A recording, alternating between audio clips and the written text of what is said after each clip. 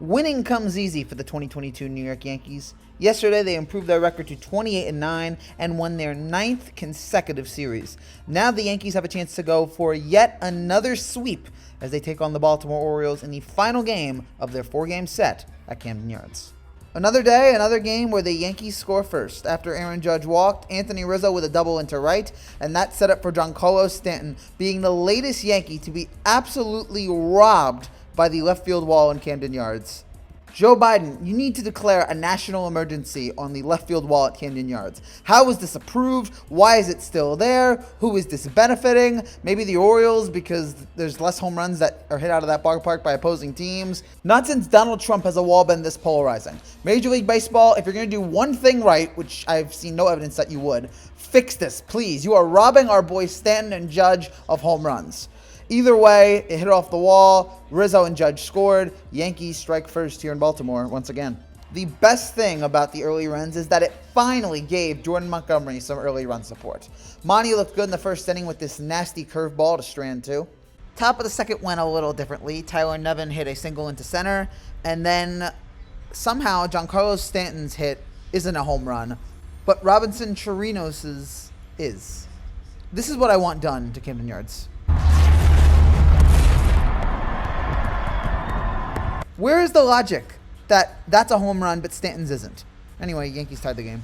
The rest of the inning went better, in part thanks to Gleyber Torres making a nice defensive play here. Umpires, how many times do we have to remind you? Aaron Judge is 6'7".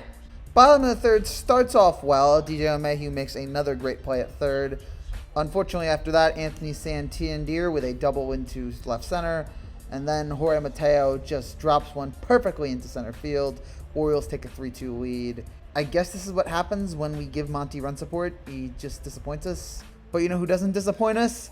Big G! Giancarlo Stanton says, screw you, Wall, I'm going over it. The first opposing player to hit a home run over the left field wall at Camden Yards all year long. An absolute bomb by Stanton, and with that, he becomes the MLB RBI leader. 35 RBIs on the year. That was also his 11th home run. The game is tied up at 3. Monty settled down from here. He got Chris Owens to ground into a double play to end the 4th inning. In the top of the 6th, Aaron Judge leads off with a single. Anthony Rizzo follows suit. Giancarlo Stanton walks, setting up the bases loaded for IKF to come in and deliver. Single into left, scores Judge, scores Rizzo. The Yankees once again come through in a big spot. Yankees take a 5-3 lead. Monty finished up around this time, and while it wasn't his best start, it was still another good start. Final line, 5 innings, 7 hits, 3 runs, no walks, 3 strikeouts on 76 pitches, and his season ERA is now 3.35. Miguel Castro comes in to relieve for Montgomery. After giving up a walk, Kyle Goshioka is charged with catcher's interference. And then with 2 runners on, Tyler Nevin with a single into center, drives home a run. It's now 5-4. Chad Green comes on to replace Castro. Oh yeah, that's the guy you want in a close game. And while he strikes out Chirinos, the next batter, Cedric Mullins, pops one up to center, and a run scores to make it 5-5.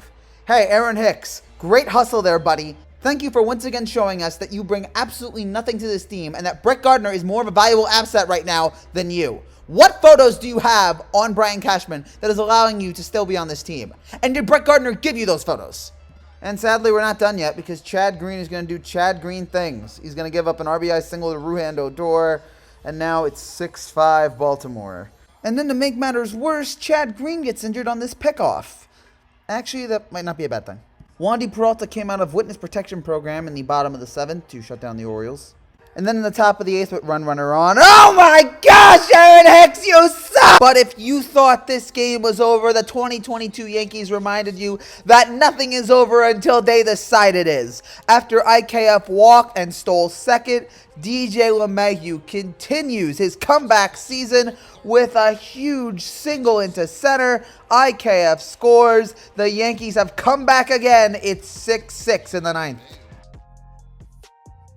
But then in the top of the 9th, Lucas Lucky pitches to Anthony Santander, and that godforsaken left field wall does it again. I'm convinced they pushed the wall in when when the Orioles are up bat, and then they push it back when the Yankees are up. I have no evidence to support that, but it's just a feeling, okay? Call me a conspiracy theorist, I don't care.